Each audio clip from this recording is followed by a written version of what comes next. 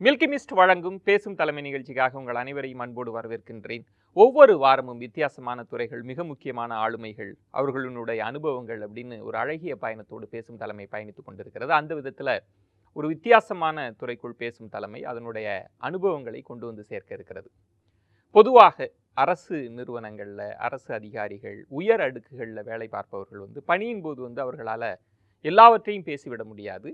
ஓய்வு பெற்ற பிறகு பயோகிராஃபி, அவங்களுடைய அனுபவங்களை தொகுத்து புத்தகங்களாக எழுதுவதும் அது பரபரப்பாக பேசப்படும். ஏன்னா அவங்களுடைய அனுபவத்தின் ஊடாக ஒரு வரலாறு கட்டமைக்கப்படும். அந்த விதத்தில் தேர்தல் ஆணையத்தில் பணியாற்றிய மிக முக்கியமான ஒரு ஆளுமையை தான் சந்திக்க இருக்கிறோம்.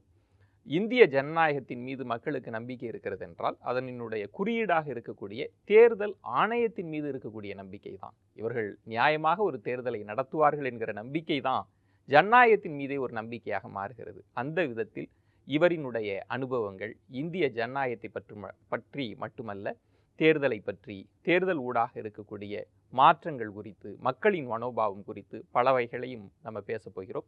அதற்கு முன்பாக யார் அந்த ஆளுமை, அவரை பற்றிய முன்னோட்டத்தோடு நம்ம பயணிக்கலாம். இந்திய தேர்தல் ஆணையம் என்பது இந்திய அரசியலமைப்பு சட்டத்தால் நிறுவப்பெற்ற ஒரு தன்னாட்சி பெற்ற அமைப்பாகும். 2006ஆம் ஆண்டிலிருந்து 2009ஆம் ஆண்டு வரை தேர்தல் ஆணையராக பணியாற்றியவர் திரு என். கோபால்சாமி அவர்கள்.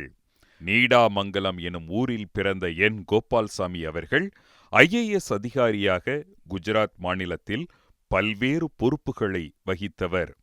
திட்டக்குழு, மனித உரிமை ஆணையம் என பல உயரிய அமைப்புகளில் எவ்வித விமர்சனங்களுக்கும் இடம் கொடுக்காமல் பணியாற்றிய அனுபவம் கொண்டவர்.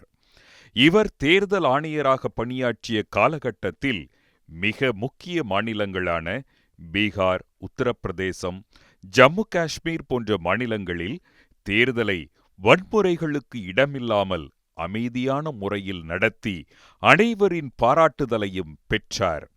தேர்தல் ஆணையத்தின் மீது இருக்கும் நம்பிக்கை காரணமாகவே தேர்தலின் மீதும் மக்கள் இன்னும் நம்பிக்கை இழக்காமல் இருக்கிறார்கள் என்று கூறும் இந்த தேர்தல் காவலர், ஓட்டுக்கு பணம் எனும் கலாச்சாரம் தேர்தல் ஆணையத்திற்கு எவ்வளவு சவாலாக இருக்கிறது என்பது குறித்தும், தேர்தலில் செய்யப்பட வேண்டிய சீர்திருத்தங்கள் குறித்தும், தேர்தல் ஆணையத்தின் செயல்பாடுகள் குறித்தும் மனம் திறந்து பேசுகின்றார் இன்றைய நம் பேசும் தலைமையில்.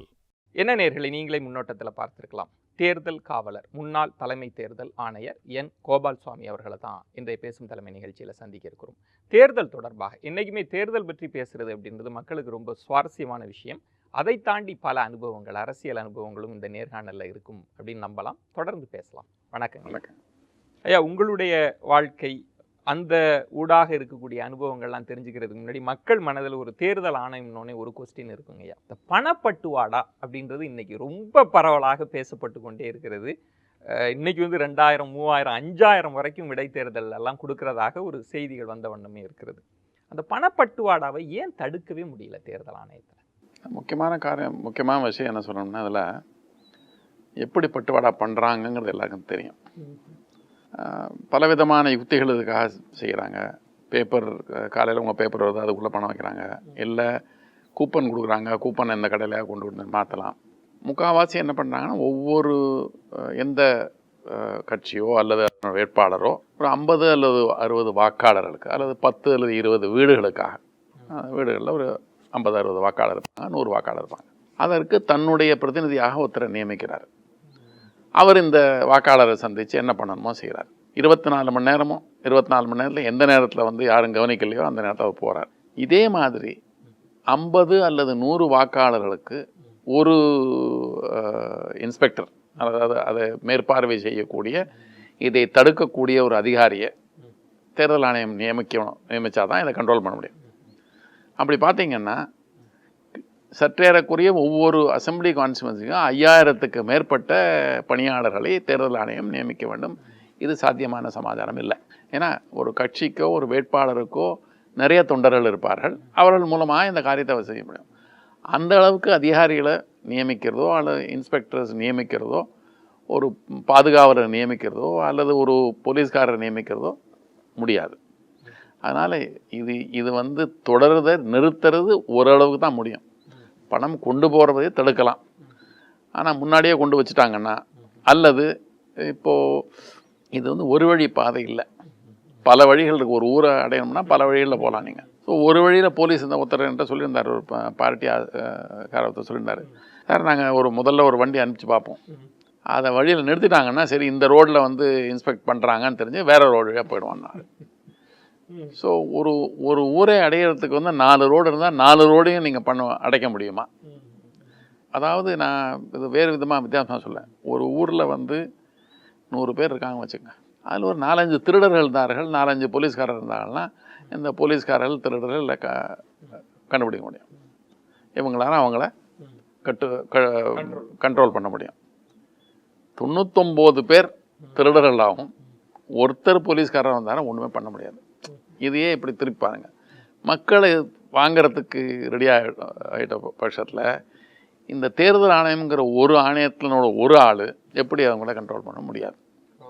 ஸோ மக்கள் திருந்தாதவர்கள் நடக்காது அப்படிங்கிறது என்னோட தாழ்மையான அபிப்பிராயம். அது எல்லாரும் சொல்லுவாங்க அப்படின்னா நீங்கள் தேர்தல் ஆணையம் ஒன்றுமே பண்ண முடியாதுன்னு சொல்லிங்களா, அதுதான் அர்த்தம் அதுக்கு இந்த விஷயத்தில். அதனால்தான் நீ இவ்வளவு எத்தனையோ கோடி ரூபாய் நாங்கள் பறிச்சிட்டோன்னு சொல்கிறாங்க. அதுக்கப்புறமும் பணம் கொடுத்தது நிறுத்தப்பட்டதாக தகவல் இல்லை. ஆமாம். அதனால என்ன அர்த்தம்னா இவங்க பிடிச்சாங்க சரி, இது தவிர மற்ற பணம் மூலமாக அவங்க பண்ணுறாங்க. ஏன் பண்ணுறாங்கங்கிறது கொஸ்டின் தான் முக்கியமான விஷயம். அதாவது இப்போ வந்து ஒருத்தருக்கு ஜுரம் வருது உடம்புல, ஜுரம் வியாதி இல்லை, ஜுரம் வியாதியின் வெளிப்பாடு. வேற ஏதோ இருக்குது, ஒன்று உங்களுக்கு சாப்பிட்டது ஒத்துக்கல அதனால் ஒரு ப்ராப்ளம் வருது, இல்லை உங்களுக்கு வந்து மாரில் சளி கட்டுருக்கு அதில் ஒரு இது இருக்குது அதனால் உங்களுக்கு ஜுரம் வருது. அதாவது உடம்பு அதை எதிர்த்து போராடும் போது ஜுரமாக வெளிப்படுறது.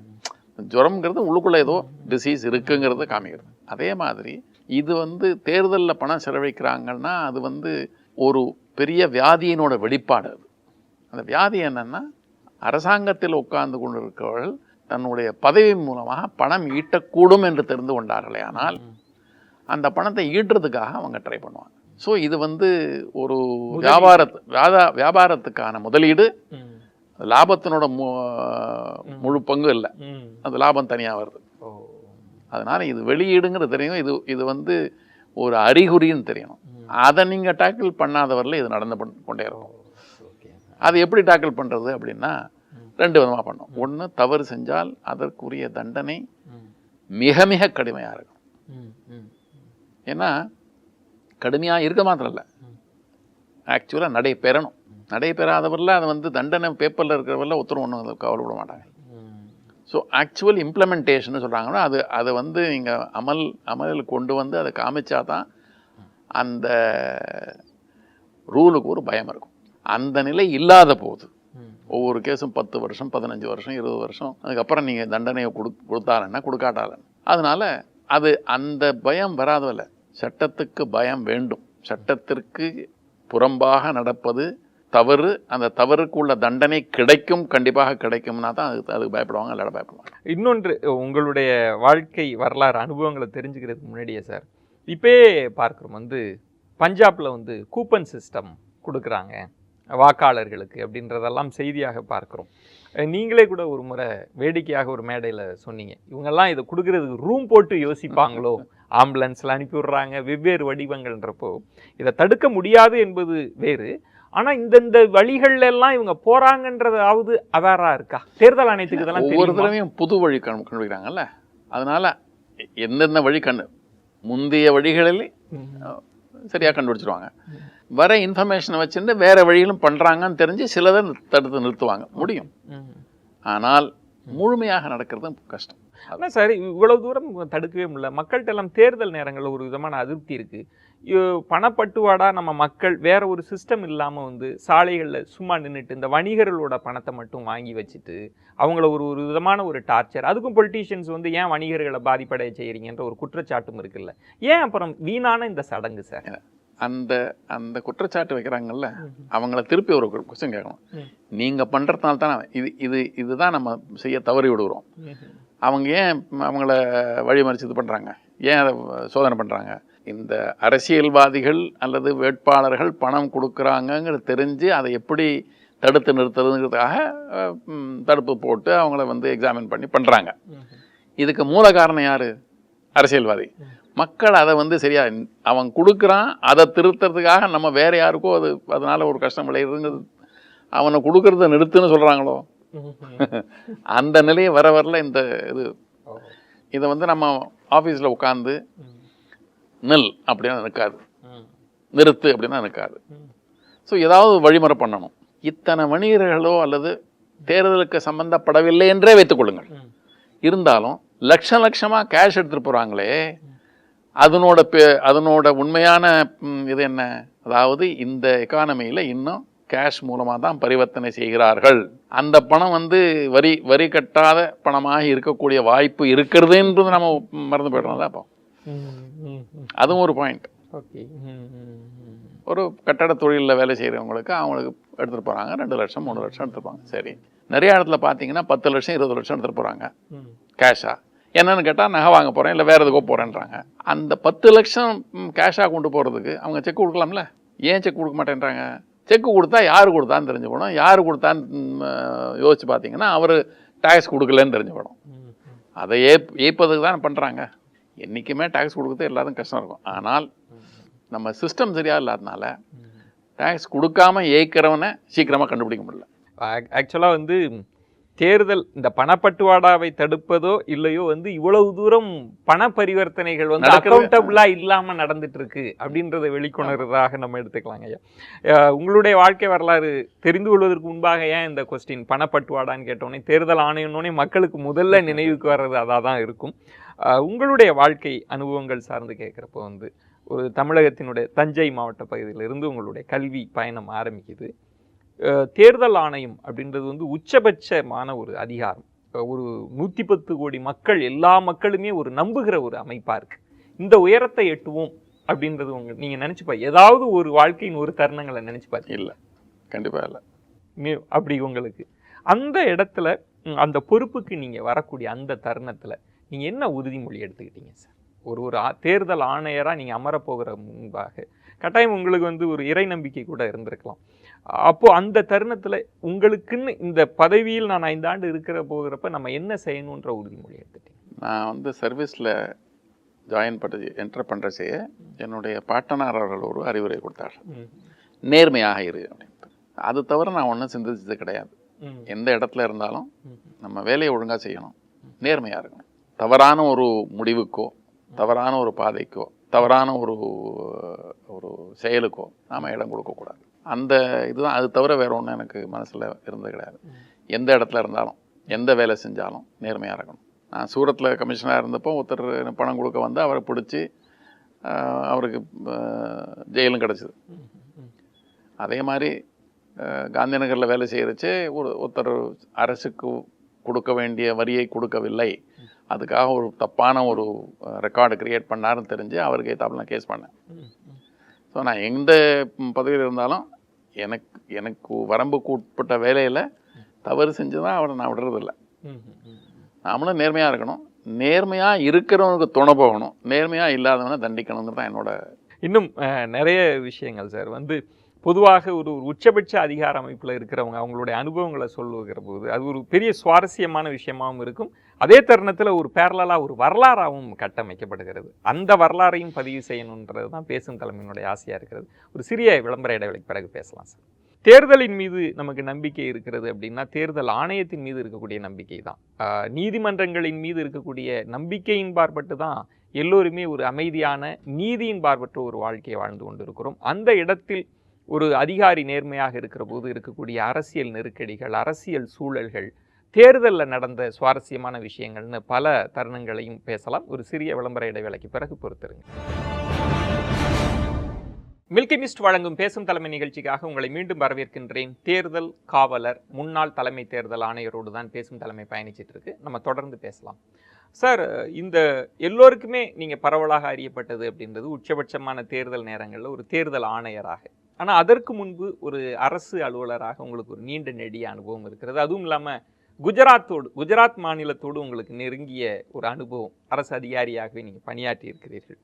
என்னுடைய கேள்வின்றது வந்து இங்க வந்து குஜராத்துக்கும் தமிழ்நாடுக்குமே ஒரு போட்டியே இருந்தது. எது வளர்ச்சி பெற்ற மாநிலம் அப்படின்னு. குஜராத் மாடல்லாம் பேசினாங்க. உண்மையில குஜராத் வளர்ச்சி அடைந்த மாநிலமா இருக்கா? அப்படி இருந்தா என்ன காரணம்னு நீங்க நினைக்கிறீங்க?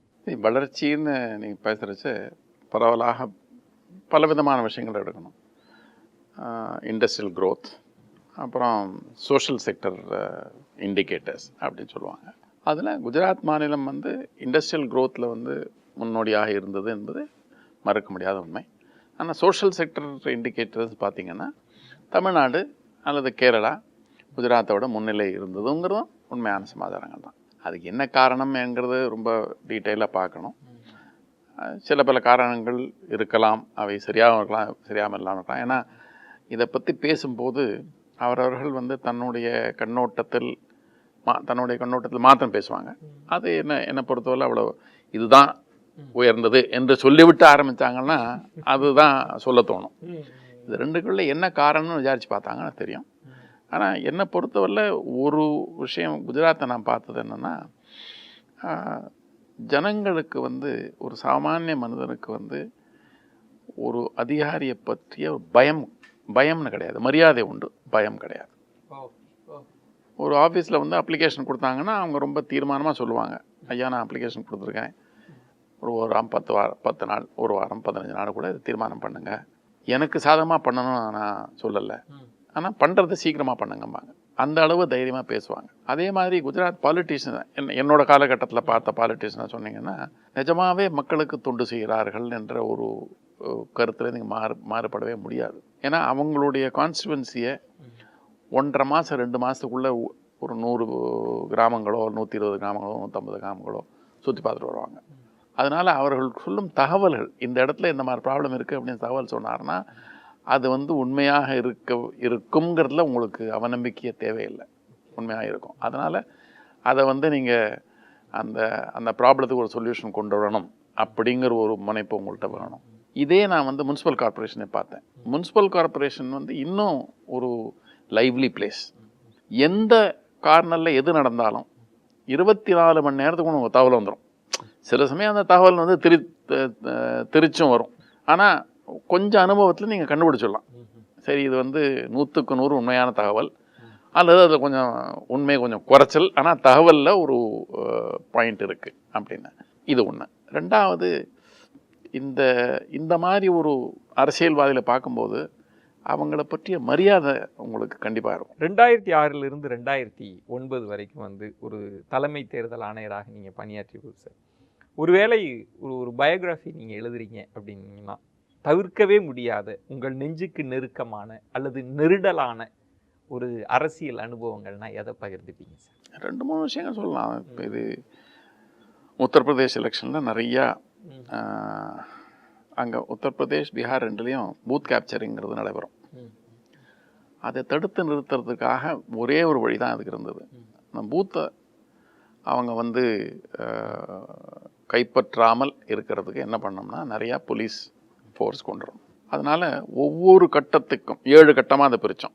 அதுவே ரொம்ப எல்லாரும் கிரிட்டிசைஸ் பண்ணாங்க, இவ்வளோ ரொம்ப நாள் தள்ளி போகிற 60 நாள் 70 நாள் நீங்கள் எலெக்ஷன் நடத்துறீங்க, வேறு வழி இல்லாமல் தான் பண்ணோம். அதை ஒவ்வொரு கட்டத்துலேயும் 65,000 அதிகப்படியான போலீஸ், சென்ட்ரல் போலீஸ் ஃபோர்ஸ்னு வந்துச்சு.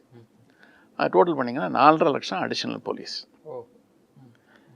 ஒரு பக்கம் வந்து இந்த தேர்தலை வந்து இன்சிடெண்ட் இல்லாமல் நல்லபடியாக நடத்தினோங்கிற ஒரு மனசில் ஒரு மகிழ்ச்சி இருந்தாலும் அதில் ஒரு நெருடல் கண்டிப்பாக இருந்தது. ஏன்னா இத்தனை போலீஸ்காரங்களை போட்டால் தான் எலெக்ஷன் நடத்தினோம்னா அது என்ன டெமோக்ரஸி அது? அதாவது இந்த பூத்தில் கைப்பற்றும்படியான செயல் செய்யும் பூத் கேப்சரர்ஸோட அவங்களும் கன் தான் வச்சுருக்காங்க. அதுக்கு எய்த்தாப்புல நீங்கள் வந்து போலீஸ் கன்னை யூஸ் பண்ணீங்க. ஆனால் அல்டிமேட்லி என்ன, ஒரு கன்று இன்னொரு கன்று. இந்த கன் பாயிண்டில் நீங்கள் எலெக்ஷன் நடத்துனீங்கன்னா நிறைய நாடுகளில் வந்து எலெக்ஷன் நடத்துகிறாங்க, ஒரு போலீஸ்மேன் மருந்து கூட இருக்க மாட்டார். பார்க்குறோம். ஆஸ்திரேலியா, யூகே, யூஎஸ்ஏலாம் பார்த்தீங்கன்னா போலீஸ்காரர் அந்த பக்கம் வரமாட்டார். நம்ம ஏன் போலீஸ் வச்சு தான் நடத்தணுங்கிற நிலைக்கு ஏன் தள்ளப்பட்டிருக்கிறோம் அப்படிங்கிற ஒரு நெருடல். வெளியில் போய் எத்தனையோ சொன்னாலும் வந்து வி ஆர் பிக்கஸ்ட் டெமோக்ரஸின்னு சொன்னாலும் இந்த அளவுக்கு போலீஸ் ஃபோர்ஸ் அடிஷனலாக யூஸ் பண்ணுறோன்னு சொன்னீங்கன்னா அவங்க வந்து ஒரு மாதிரியாக தான் பார்ப்பாங்க. பொதுவாக நம்ம இந்திய அளவுகளில் வட மாநிலங்கள் தென் மாநிலங்களுடன் பிரிக்கிறப்போ தென் மாநிலங்கள்ல குறிப்பாக தமிழ்நாடு மாதிரியான ஸ்டேட்ல எல்லாம் இந்த பூத் கேப்சரிங்லாம் பெருசா இல்லாம தான் இருந்தது. அந்த 2 ஸ்டேட்லாம் பூத் கேப்சரிங் ஜாகிரதையா இருந்தது. அதுவும் இப்போ வந்து நிறையா குறைஞ்சி போச்சு. ஏன்னா அதுக்கு போலீஸ் அடிஷனலாக போட்டதும் ஒரு காரணம். தவிர பார்ட்டிஸும் வந்து கொஞ்சம் பவர்ஃபுல்லாக போன உடனே ஒருத்தருக்கு ஒருத்தர் கவுண்டர் எஃபெக்ட்ஸ் இருக்கும். அதனால் அவங்க அதை ஒரு பார்ட்டி மாத்திரம் டாமினன்ஸ் இருந்தால் அது கஷ்டமாக இருக்கும். அது இல்லாமல் 2-3 பார்ட்டிஸ் வந்து அவங்களும் தன்னுடைய உரிமையை நிலைநாட்டுக்கும்படியான ஒரு சந்தர்ப்பம் வந்ததுனால இது கொஞ்சம் அடக்கத்தில் அடங்கியது. ஆக்சுவலாக நீங்கள் சொன்னீங்க வந்து உங்களுடைய பாட்டனார் சொன்னதுலேருந்து ஒரு நேர்மையாக இருக்கணும் அப்படின்றது. ஆக்சுவலாக ஒரு பொலிட்டீஷியனை டீல் பண்ணுறதுன்றது ஒரு சீரியஸ் பிஸ்னஸ் தான். அரசியல்வாதிகளை கையாளுவது அப்படின்றது, அதுவும் தேர்தல் காலங்களில் அரசியல்வாதிகள் இந்த அமைப்பினுடைய தீவிரமான ஆசைன்றது அதிகாரத்தை கைப்பற்றதாக தான் இருக்கும். அதில் ஒரு நேர்மையான ஒரு தேர்தலை நடத்தி முடிக்கிறதுல உங்களுக்கு ஏற்பட்ட ஏதாவது சவாலான சிக்கல்னு சொல்லுவீங்க? என்னை பொறுத்தவரை ஒன்றும் பெருசாக வரல, ஒரு பெரிய அளவுகள். அதாவது தவறான ஒரு முன்னுதாரணத்தை கூறி அதன்படி செய் என்று எந்த பாலிட்டிஷியனும் என்கிட்ட கேட்டது கிடையாது. அதனால் அந்த பொறுத்தவரையில் அதாவது அவங்க இது வந்து எப்படின்னா ஒவ்வொரு பாலிட்டிஷியன் இப்போ சொல்லலைன்னா எங்களுக்கு வந்து ஐஏஎஸ் ட்ரைனிங்கில் வந்து குதிரையேற்றம் உண்டு. இந்த குதிரையிலேருந்து கீழே வந்துட்டிங்கன்னா அப்போ அந்த குதிரையேற்ற பயிற்சியாளர் இருக்கிறாரே அவர் வந்து நம்மளை ஒரு வார்த்தை சொல்லுவார், ஒரு குதிரையை உன்னால் கண்ட்ரோல் பண்ண முடியலையா, நாளைக்கு ஒரு டிஸ்ட்ரிக்டில் போய் டிஸ்ட்ரிக்ட் கலெக்டராக எப்படி அந்த டிஸ்ட்ரிக்டை கண்ட்ரோல் பண்ணுவேன் அப்படிம்பார். அது நமக்கு வந்து பெரிய அவமானமாக இருக்கும். அதனால் கீழே வந்து அடிபட்டான மறுபடியும் குதிரை மேலே ஏறி உட்காரணும் அப்படின்னு தோணும். ஸோ அந்த மாதிரி நான் வந்து பாலிட்டிஷியன்ஸை வந்து ஒரு பழக்கப்பட்ட நல்ல குதிரையாக நினைக்கிறேன். அவங்களுக்கு தெரியும் யார் உட்காந்து சவாரி பண்ணுறாங்க, யார் பவரில் இது கண்ட்ரோல் பண்ணுறாங்க. தூக்கி எறியக்கூடியனா தூக்கி எறிவாங்க, தூக்கி எறிய முடியாதுன்னா அவங்கள்ட்ட தூக்கி எறியாமல் வேலை செய்வாங்க, வேலை பார்ப்பாங்க. ஆனால் அவங்க ரொம்ப ரொம்ப கிளவர். அதனால் பாலிட்டிஷியன்ஸ் எல்லாம் வந்து அண்டர் எஸ்டிமேட் பண்ணுறது ரொம்ப தவறு. அவங்க வந்து அதாவது இது எப்படி செஞ்சால் காரியம் ஆகும் அப்படிங்கிறத ஒரு துல்லியமாக கணிப்பாங்க. அவங்களுக்கு தோணி இருக்குமா இருக்கும், தவறான ஒரு முன்னுதாரணத்தோடு போனோம்னா இவர்கிட்ட வேலை நடக்காது. அதனால என்ன ஒன்றும் தொந்தரவு பண்ணதில்லை. பொதுவாகவே எல்லா கட்சிகளும் வைக்கிற குற்றச்சாட்டு, ஆளுகிற கட்சி ஆண்ட கட்சி எல்லாமே சொல்லுது வந்து ரூலிங் பார்ட்டிக்கு ஃபேவராக தேர்தல் ஆணையம் செயல்படுது அப்படின்ற ஒரு குற்றச்சாட்டை முன்வைக்கிறாங்களே சார்.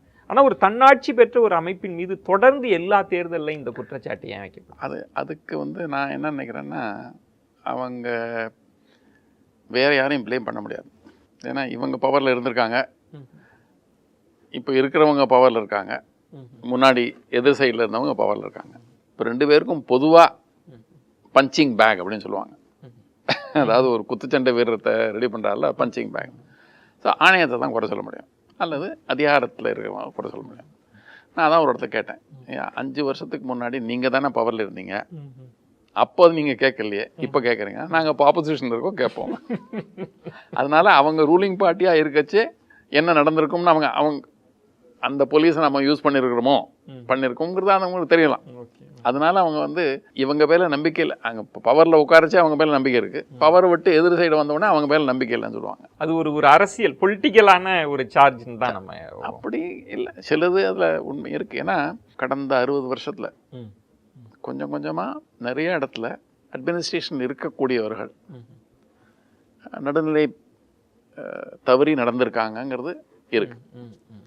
அதனால் சில ஸ்டேட்ஸ்லாம் பார்த்திங்கன்னா இந்த பார்ட்டி ஆள் அந்த பார்ட்டி ஆளும் தனியாக பிரிப்பாங்க. நிறைய ஸ்டேட்டில் அந்த மாதிரி ஆகாமல் இருக்கலாம். ஆனால் இது கொஞ்சம் கொஞ்சமாக வந்துக்கிட்டு இருக்குங்கிறத மறுக்க முடியாதது. அது உண்மையாகவே அந்த அதிகாரிகள் அந்த பார்ட்டிக்கு தோதாக செயல்படுகிறார்களா என்றால் அது வந்து கொஸ்டின் மார்க் தான். அது அப்படி ஒருத்தரும் வந்து ஒரு ரூலையோ ரெகுலேஷனையோ ஒரேடியாக ஒதுக்கி வச்சு ஒரு பார்ட்டிக்காக ஒருத்தருக்காக வேலை செய்கிறது கஷ்டம். இருந்தாலும் அந்த மாதிரி ஒரு நம்பிக்கை இருக்கிறது. இந்த அதிகாரிகள் இந்த கட்சிக்காக தான் செய்வார்கள், அந்த அதிகாரிகள் அந்த கட்சிக்காக செய்வார்கள். இந்த மாதிரி ஒரு நிலை 50 வருஷத்துக்கு முன்னாடி இல்லை. ஒட்டுமொத்தமாக எல்லாரையும் தவறு செய்கிறாருன்னு சொல்ல முடியாது. ஆனால் இந்த ஒரு 50 வருஷத்துக்கு முன்னாடி இந்த மாதிரி சொல்லக்கூடிய சந்தர்ப்பங்களே இல்லாமல் இருந்தது. இப்போ சொல்கிறாங்க. இன்னும் நிறைய விஷயங்கள் பேசலாம் ஒரு சிறிய விளம்பர இடைவேளைக்கு பிறகு.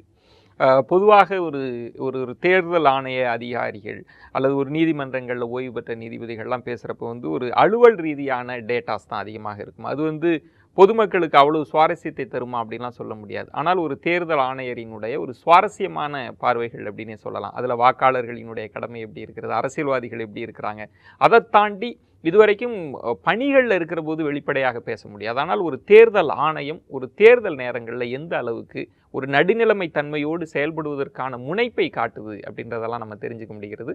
இன்னும் சுவாரஸ்யமான விஷயங்களை பேசலாம். ஒரு சிறிய விளம்பர இடைவேளைக்கு பிறகு பொறுத்திருங்கள்.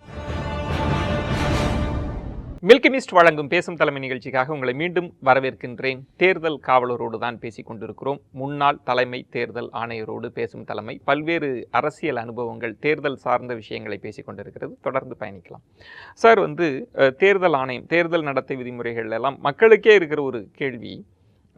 எல்லாரும் வந்து சொத்து விவரங்களை வெளியிடணும் வேட்புமனு தாக்கல் அப்படின்றப்போ பலரும் வெளியிடுவதை பார்க்குறப்ப டீ கடைகளில் பேப்பர் படிச்சுட்டு இருக்கிறவர்களுக்கே நகைப்பு வருகிறது. இவருக்கு 20 லட்சம் தான் இருக்கா, 40 லட்சம் தான் இருக்கா அப்படின்னு எல்லாருமே. அப்போ ஒரு சடங்கு மாதிரி இது இருக்குங்களே, இது மக்களுக்கு எல்லாருக்குமே தெரியும் அவருக்கு எவ்வளோ சொத்து மதிப்பெண்ணலாம். அப்போ எதற்கு இதெல்லாம் நம்ம கடைபிடிச்சிட்டு இருக்கோம் சார்? உங்கள் கேள்வியிலேயே பதில் இருக்கு. அதாவது உண்மையான நிலை அவர்கள் சொல்லுவதில்லை.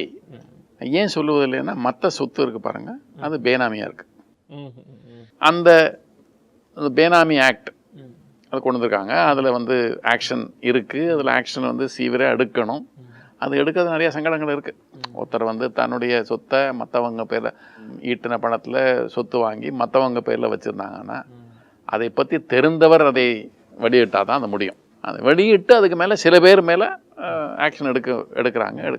இது இன்னும் பரவலாக நடைபெறணும். அப்போ தான் இவர் வந்து அதிகார துஷ்பிரயோகம் செய்து பணம் சம்பாதித்திருக்கிறார். அதை வந்து இந்த மாதிரி பல வழிகளில் அதை இன்வெஸ்ட்மெண்ட் செய்து வச்சிருக்காங்க. அப்போ தான் தெரிய வரும். இல்லை, அந்த இடத்துல தான் என்னுடைய கேள்வின்றது. எல்லாமே ஆன் பேப்பர்ஸில் இருக்குது. நீங்கள் சொன்ன மாதிரி கடுமையான சட்டங்கள், புதிய சட்டங்கள் கூட தேவையில்லை, எல்லாமே நமக்கு சட்டமாக இருக்கிறப்ப இப்படி இதெல்லாம் நம்ம ஒரு ரிச்சுவல்ஸாக நம்ம கடைபிடிச்சிட்டு இல்லையா? அது இருக்கிறதுனால தான் 4 பேருக்கு தெரியுது.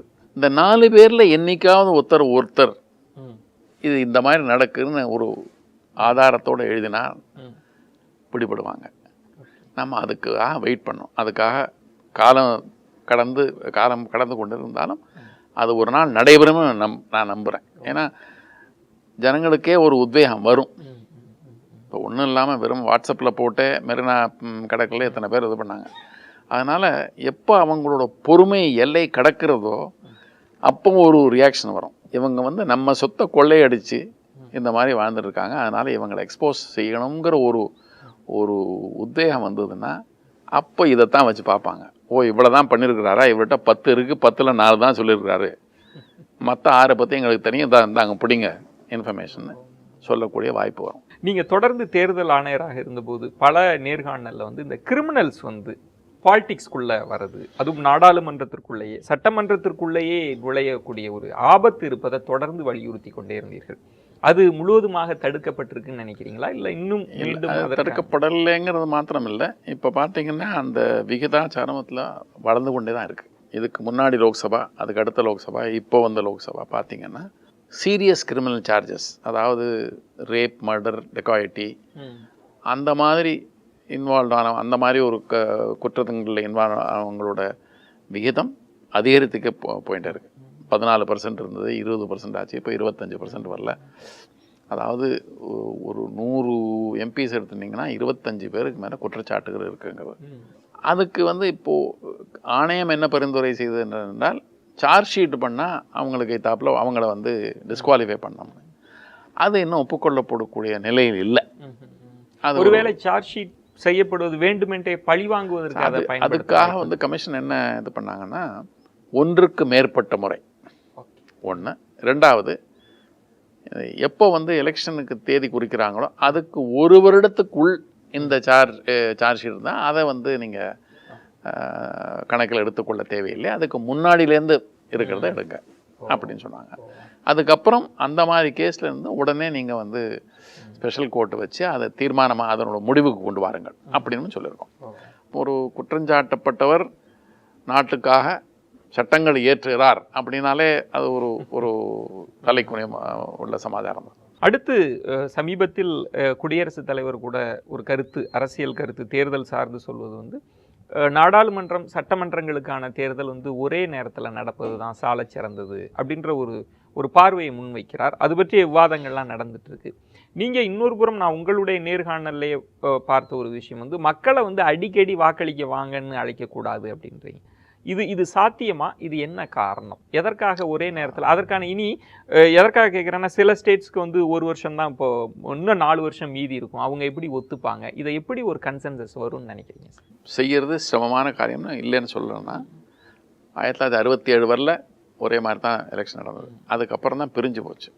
கன்சென்சஸ் வந்தாலும் உடனே 5 வருஷத்தில் அதை இம்ப்ளிமெண்டேஷன் பண்ண முடியாது.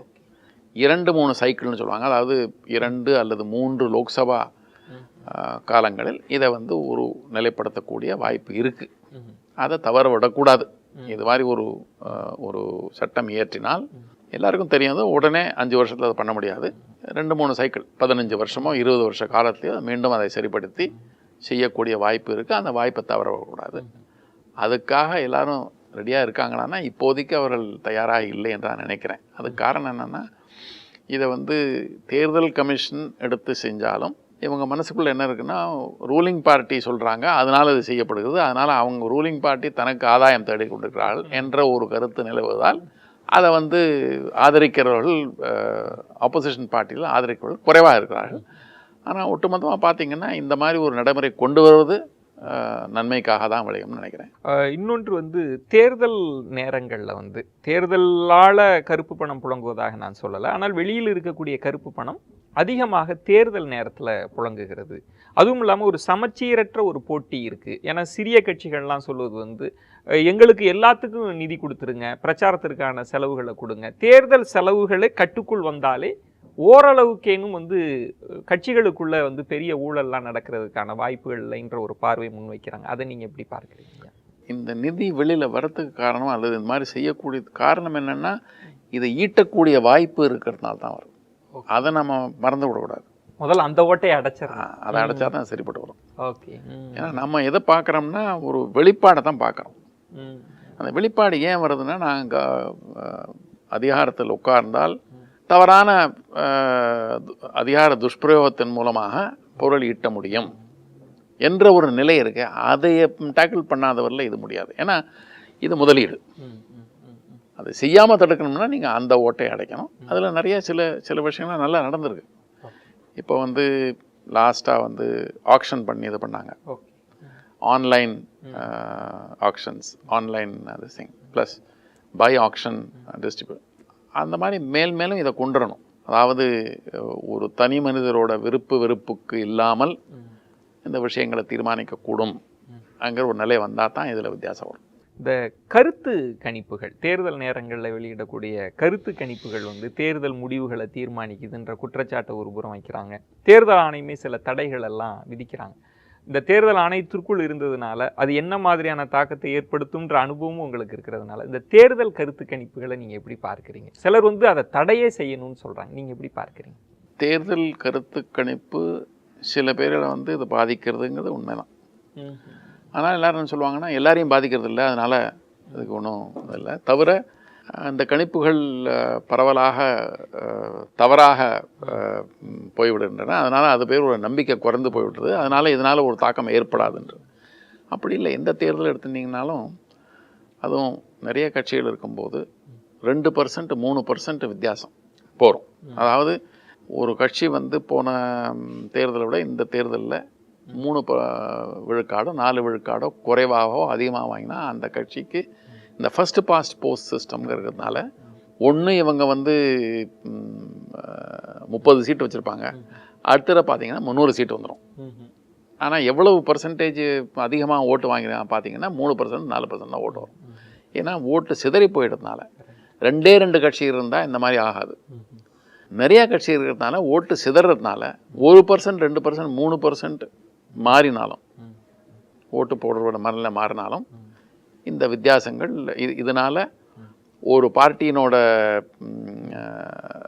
ஓட்டு விகிதாச்சாரத்துக்கும் அவங்களுக்கு கிடைத்த சீட்டினோட எண்ணிக்கைக்கும் ஒரு இதுவே இல்லாமல் கனெக்ஷனே இல்லாமல் போயிடுது. பொதுவாக சார் வந்து ஒரு வாக்காளர்கள் ஒரு முறை வாக்களிச்சிட்டா அது சரியோ தவறோ 5 ஆண்டுகள் வரை பொறுத்து இருக்கணுன்றதை நம்ம கிண்டலாக கூட சொல்கிறோம். வெளிநாடுகள் எல்லாம் ரீகால் ரெஃபரண்டம், மக்கள் திரும்ப கருத்து கேட்கிற ஒரு சிஸ்டம்லாம் இருக்குது.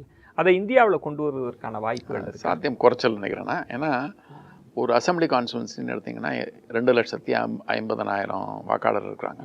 அதில் 70 விழுக்காடு 75 விழுக்காடு ஆக்சுவலி ஓட் போடுறாங்கன்னு வச்சுக்கோங்க. ஸோ சற்றேறக்குறைய 1.5 லட்சத்துக்கு மேலே ஓட்டு போடுறாங்க.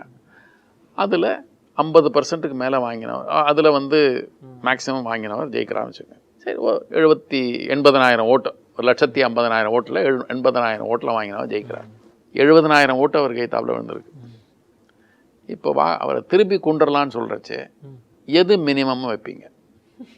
எப்படியும் 70,000 பேர் அவங்களுக்கு கைத்தாப்பில் ஓட்டு போட்டிருக்காங்க. அதனால் 70,000 பேர் உங்களுக்கு கைத்தாப்பில் வந்து உங்களை திரும்ப கூப்பிடணும் அப்படின்னு சொன்னாங்கன்னா அதை ஒத்துக்கிறதா? இல்லை, இவர் போன தடவை 80,000 வாங்கினார், அதனால் 80,000க்கு மேலே இருந்தால் தான் நாங்கள் ஒத்துப்போம் சொல்லுவீங்களா? இந்த விஷயங்கள் ரொம்ப காம்ப்ளிகேட்டடாக போகும். வெளிநாடுகள் அது எப்படி? அது ரொம்ப சின்ன கான்ஸ்டுவன்சி இதெல்லாம். பாசிபிள் நம்ம கான்ஸ்டுவன்சி, நம்ம இதெல்லாம் எடுத்துட்டிங்கன்னா ஒரு கான்ஸ்டுவன்சிங்கிறது அந்த நாட்டிலலாம் பார்த்தீங்கன்னா நம்மளோட ஒரு கான்ஸ்டுவன்சி இங்கே 3 இருக்கும், அந்த அளவு இருக்குது. அதில் ஒரு அளவுக்கு பாசிபிள். தவிர இந்த ஓட்டர்ஸ்க்கும் ஒரு சர்டன் அமௌண்ட் ஆஃப் மெச்சூரிட்டி இருக்குது.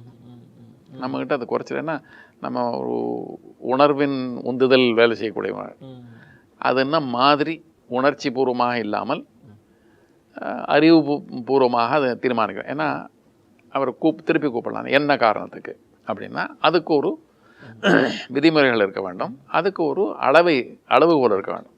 இந்தந்த காரியங்கள் அவர் செய்ய வேண்டும், செய்யலைன்னா அவரை திருப்பி கூப்பிடணும் அப்படின்னு வச்சுக்கலாம். அதுலேயும் ஒரு நம்ம நாட்டில் வந்து ஒரு கஷ்டமான விஷயம் என்ன இருக்குன்னா, இப்போ பாராளுமன்றத்துக்கு தேர்ந்தெடுக்கப்பட்டவர் அல்லது அசம்பிளிக்கு தேர்ந்தெடுக்கப்பட்டவர் அவர்கிட்ட நம்ம என்ன குறை வைக்கிறோம்னா, எங்கள் தெரு சாலை சரியாக போடவில்லை, அல்லது இங்கே தண்ணி சரியாக வரமாட்டேங்குது, ட்ரைனேஜ் சரியாக ஒர்க் பண்ண மாட்டேங்குது. இந்த எல்லா விஷயங்களுமே யாரை சார்ந்தது? இந்த லோக்கல் பாடி எலெக்ஷன், முனிசிபல் அவரை சார்ந்தது. அவர் செய்ய மாட்டேன்றாரு அல்லது செய்கிறது நமக்கு திருப்தி இல்லை, என்ன காரணத்துக்காகவோ அதை யார்கிட்ட கேட்குறோம்? நம்ம வந்து ஒரு எம்எல்ஏ டு எம்பிகிட்ட கேட்குறோம். சில நேரங்களில் ராஜ்யசபா பார்லிமெண்டரியில் ராஜ்யசபா உறுப்பினர்கிட்ட போய் இதை கேட்குறோம், எதிர்பார்க்கிறோம். அவருக்கு வந்து அவர் இதை பார்த்துட்டு இருந்தாருன்னா எதை அவர் பார்க்கணுமோ அதை பார்க்காம போயிடுவார். ஜனங்கள்கிட்ட வந்து நீங்கள் 5 வருஷம் என்ன பண்ணீங்க அப்படின்னா, இந்த நாட்டில் வந்து நான் செக்யூரிட்டிக்காக நல்ல ஒரு லா கொண்டு வந்துருக்கிறத நான் முன்னிருந்து வேலை செஞ்சேன். அப்போ இந்த ஜனங்கள் அதை வந்து அப்ரிஷியேட் பண்ண வேண்டிய ஒரு அவங்க விஷயம் தெரியணும். கரெக்ட், செக்யூரிட்டிக்காக செய்ய வேண்டியது அவசியம், நீங்கள் செஞ்சுருக்கீங்க. அதுக்கு பதிலாக அவர்கிட்ட நீங்கள் செக்யூரிட்டிலாம் பற்றி பண்ணிட்டு இருக்கீங்க, எனக்கு தண்ணி வர மாட்டேங்குது அப்படின்னு சொன்னீங்கன்னா அதை வச்சு அவருக்கு ஓட்டு போடாமல் இருந்தீங்கன்னா என்ன ஆகும்? அதனால் நமக்கு இன்னும் அந்த பக்குவம் வரல, யார்கிட்ட எதை எதிர்பார்த்து செய்யணும். ரீகால்ங்கிற ஒரு விஷயம் வந்து நம்ம சரியான முறையில் தீர்மானிக்கிறதுக்கு நமக்கு என்ன அளவுகோல்கள் சரியாக கிடையாது. ஒரு ப்ராக்டிக்கல் இஷ்யூன்னு பார்த்தீங்கன்னா இது வெரி டிஃபிகல்ட். நிறைவாக நான் கேட்கக்கூடிய கேள்விங்கய்யா, இந்தியா மாதிரியான பல இனங்கள், சாதிகள், மதங்கள் கொண்ட ஒரு தேசத்தில் சமீபத்தில் கூட உச்சநீதிமன்றம், உயர்நீதிமன்றம் நினைக்கிறேன், ஒரு தீர்ப்பில் கூட சாதி மத இன துவேஷத்தை விதைக்கக்கூடாது, அப்படி வந்து வாக்குகள் கோரக்கூடாதுன்ற ஒரு தீர்ப்பை கூட முன் வச்சிருக்காங்க. ஆனால் இது எங்கே சிக்கலாக முடியும்னா, தன் சாதிக்காக, தன் சாதியினரின் உரிமைக்காக ஒருவர் பேசுகிறார் அப்படின்னா அந்த இடத்த தேர்தல் ஆணையம் எப்படி பார்க்க போகுதுன்னு இனிமே தான் அதை பார்க்கணும். இப்போ தான் சொல்லியிருக்காங்க. 2 விஷயம் நீங்கள் முதல்ல சொல்கிறச்சே துவேஷம் ஏற்படுத்தணும். அது ஏற்கனவே லாலையும் இருக்குது, இந்தியன் பீனல் கோட்லையும் இருக்குது, அது செய்யக்கூடாதுன்னு இருக்குது. அதில் வந்து ரொம்ப தீர்மானமாக இந்த விஷயத்தை சொல்ல முடியும்.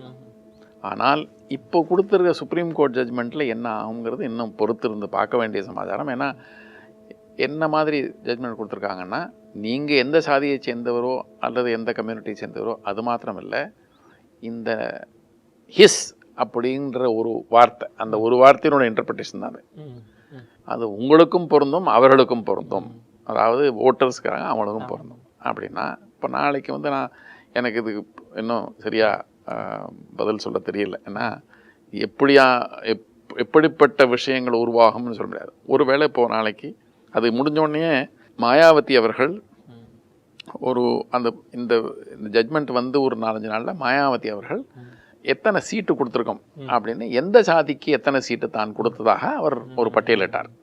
உடனே பிஜேபி அதுக்கு எய்தாப்புல என்ன சொன்னாங்கன்னா, இது வந்து இந்த ஜட்மெண்ட்டுக்கு எய்தாப்புல வருது, ஏன்னா சாதியை குறிப்பிட்டு நீங்கள் வந்து சொல்லியிருக்கீங்க. இப்போது அதை யோசித்து பார்த்தீங்கன்னா மாயாவதி அவர்கள் சொன்னதில் பெரிய தப்புன்னு தோணலை.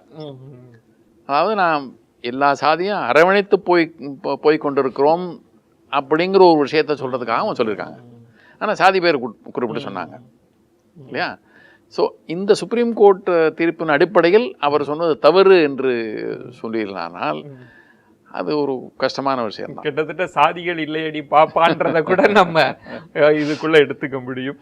அதனால் அது இன்னும் ஒரு குழப்பமான நிலை தான் இருக்குன்னு நினைக்கிறேன்னா, அது 4-5 கேஸு ஆனதுக்கப்புறம் அது கோர்ட்டில் கேஸ் போய் அது என்ன மாதிரி அதுக்கு ஒரு தீர்வு காணுறாங்க, அதை பொறுத்து தான் நம்ம இது எந்த அளவுக்கு இதனுடைய எஃபெக்ட் இருக்கும், தாக்கம் இருக்கும். உங்களுக்கு கிட்டத்தட்ட உங்களுக்கு ஒரு நீண்ட நெடிய அந்த தேர்தல் சார்ந்து, ஜனநாயகம் சார்ந்து, அரசியலமைப்பு சார்ந்து, நீதித்துறை சார்ந்த அனுபவங்கள் இருக்கிறதுனால இதையும் ஒரு துணை கேள்வியாக நீங்கள் வைத்துக்கொள்ள வேண்டும். ஏன்னா சமீபத்தில் நடந்த தை எழுச்சி, மெரினாவில் இளைஞர்கள் கூடினார்கள். அவங்கள பார்க்குற போது அவங்களுக்கு வந்து அரசியல்வாதிகள் மீது, அரசியல் கட்சிகளின் மீது ஒரு அவநம்பிக்கை இருக்கிறத பார்க்க முடிகிறது. அதனால் யாருமே வர வேண்டாம் அப்படின்னு தன்னெழுச்சியாக கூடிட்டாங்க. ஆனால் அவர்களுக்கு இந்த சிஸ்டம் சார்ந்தெல்லாம் என்ன புரிதல் இருக்கிறதா அப்படின்றதெல்லாம் விவாதமாக முன்வைக்கிறாங்க. அந்த இளைஞர்களுக்கு நீங்கள் இந்த ஜனநாயகத்தினுடைய மாற்று தரப்பிலிருந்து ஒரு அனுபவம் வாய்ந்த நபராக என்ன அறிவுரை சொல்வீங்க? சரி, அரசியல்வாதிகள் வர வேண்டாம் நான் சொன்னதுக்கு நான் அரசியல்வாதிகள் மேல் அவநம்பிக்கை என்ற ஒரு காரணமாக தான் சொல்ல மாட்டேன். என்னை பொறுத்தவரையில் அவங்க இந்த மாதிரி தீர்மானிச்சிருக்கலாம், இதுக்கு அரசியல் சாயம் பூசக்கூடாது, தமிழ்நாடு முழுவதுமான ஒரு உணர்ச்சி பூர்வமான விஷயம், அதனால் இது தமிழ்நாடு பூர்வமாக இருக்கட்டும், இன்ன கட்சி அல்லது இன்ன அமைப்பை சேர்ந்தவர்கள் அப்படின்னு இதுக்கு ஒரு முதிரை குத்தாமல் ஒட்டுமொத்தமாக தமிழ் சமுதாயம் நடந்தது அப்படிங்கிறத முன்வைக்கிறதுக்காக இவங்க வந்து அரசியல்வாதிகள் வர வேண்டாம்னு சொல்லியிருக்காங்க. இது அரசியல்வாதிகள் மீது அவநம்பிக்கையை நான் சொல்ல மாட்டேன். ஏன்னா என்னை பொறுத்தவரையில் இன்றைக்கும் வந்து ஒருத்தர் அண்டி பேசினீங்க, அவர் ஒரு ப்ராப்ளம் இருக்குன்னா அவர் வந்து உடனே இதுக்கு வந்து நம்ம தீர்வு காணத்துக்கு இன்னும் அதிகாரியை போய் பார்க்கலாம்ங்கிற சொல்கிறத விட நம்ம எம்எல்ஏ பார்த்தா என்ன சார் அப்படி தான் சொல்லுவார், அல்லது நம்ம கவுன்சிலரை பார்த்து சொல்லலாம் சார். ஏன்னா இன்னும் அந்த ஜனநாயகத்தின் மேலே நம்பிக்கை இருக்கிறதுனால தான் அதை சொல்கிறாங்க, அரசியல்வாதிகள் மேல் நம்பிக்கை இருக்கிறதுனால தான் சொல்கிறாங்க. நம்பிக்கை அற்றுப்போய் விடவில்லை, அதில் சில தேய்மானங்கள் இருக்குங்கிறது உண்மை. அதை எப்படி சரி செய்யணும்னு பார்க்கமே வழிய அரசியல்வாதிகள் மீது அவநம்பிக்கை பட்டோம்னா அது டெமோக்ரஸிக்கே இழுக்கு. ரொம்ப சிறப்பு, ஒரு நிறைவான நேர்காணலாக அமைச்சு கொடுத்தீங்க. பேசும் தலைமை சார்பாக, குழு சார்பாக நெஞ்ச நிறைந்த நன்றிகளை தெரிவிச்சுக்கிறேன். என்ன நேயர்களே, பொதுவாக ஆங்கில ஊடகங்களில் ஒரு ஆங்கில பதிப்பாக வரக்கூடிய ஒரு பயோகிராஃபி, ஒரு அரசியல் ஒரு அலுவலராக இருந்த, ஒரு தலைமை தேர்தல் ஆணையராக இருந்த, ஒரு நீதிபதியாக இருந்தவரினுடைய வாழ்க்கை வரலாறு என்பது ரொம்ப சுவாரஸ்யமாக படிக்கப்படுகிறது. அந்த அனுபவங்கள் பலரால் கடத்தப்பட்டு கொண்டே இருக்கிறது. அந்த விதத்தில் பேசும் தலைமை தமிழில் ஒரு முயற்சியை எடுத்திருக்கிறது. பொதுவாக சுவாரஸ்யமாக ஒரு சினிமா கலைஞர்கள் பேசுவதை தான் நேயர்கள் உணர்ந்து வைத்திருப்பார்கள். ஆனால் பேசும் தலைமை வித்தியாசமான துறைகளை தேடி அவர்களினுடைய அனுபவங்களின் ஊடாக ஒரு அனுபவ பயணத்தை உங்களுக்கு வழங்கி கொண்டிருக்கிறது. அப்படி துறை தேடி பேசும் தலைமை பயணித்து கொண்டே இருக்கும். அதுவரை உங்களிடமிருந்து விடைபெறுகிறேன். நன்றி, வணக்கம்.